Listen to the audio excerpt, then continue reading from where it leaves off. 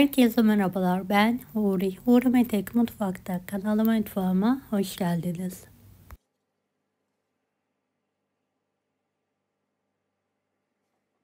Bir su bardağı tahin varsa bu lezzetli kurabiyeyi mutlaka deneyin.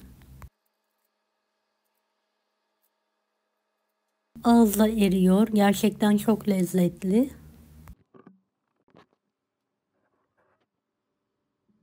Evet, tarifimi hiç bekletmeden hemen başlıyorum. Bir su bardağı sıvı yağ, bir su bardağı tahin, kavanozun dibinde kalan kısmı kullanabilirsiniz. Bir su bardağı dolusu pudra şekeri,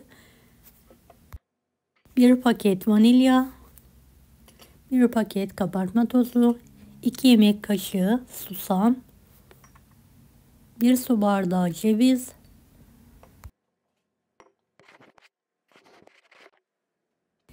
3,5-4 su bardağına yakın un. Unu azar azar ekleyerek kontrollü bir şekilde yoğuralım.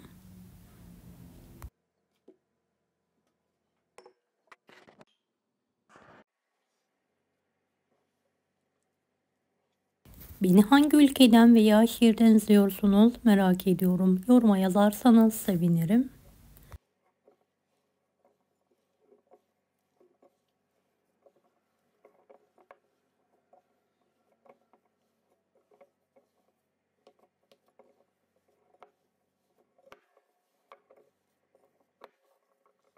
Evet, hamuru toparladıktan sonra tezgah üzerine alıyorum ve yoğurma işlemine devam ediyorum.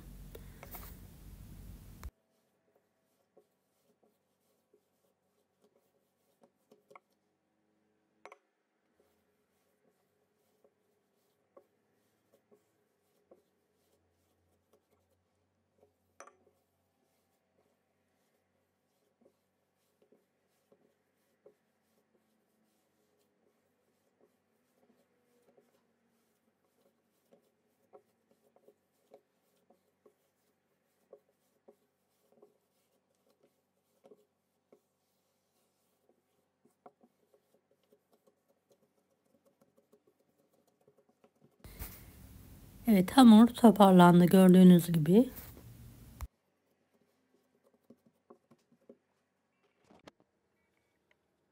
Ceviz büyüklüğünde kopartarak yuvarlıyorum.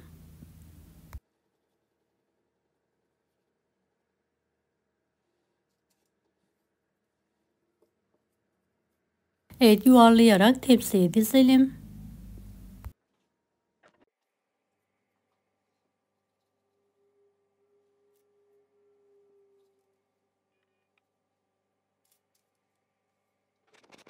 Şöyle bir çırpıcıyla orta kısmına bastırarak izler yapalım.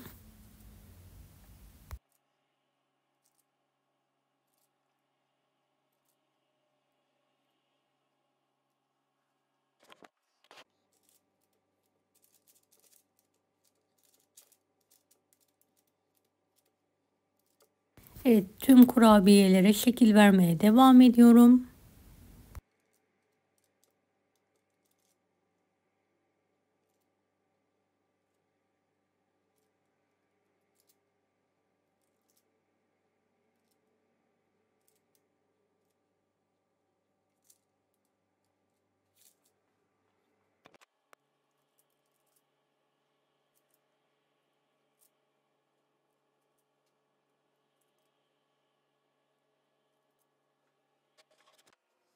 Evet, bir tanesini şöyle yakından göstermek istiyorum. 165 dereceli fanlı fırında üzeri hafif bir şekilde pembeleşene kadar pişirmeye bırakalım. Evet, fırından çıkartarak kendi halinde soğumaya bırakalım.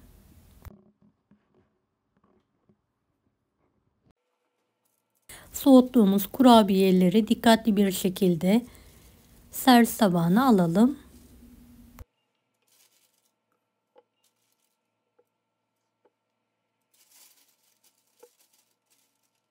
Kahvenin, çayın yanında yapabileceğiniz harika bir tahin kurabiyesi. İçinde katı yağ yok, süt yok, yoğurt yok.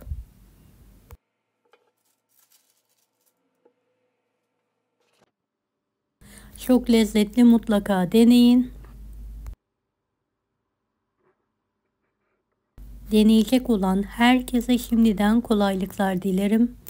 Kanalıma ücretsiz abone olmayı unutmayın. Allah'a emanet olun. Hoşça kalın. Daha farklı tarifler için bunları da izlemeyi unutmayınız.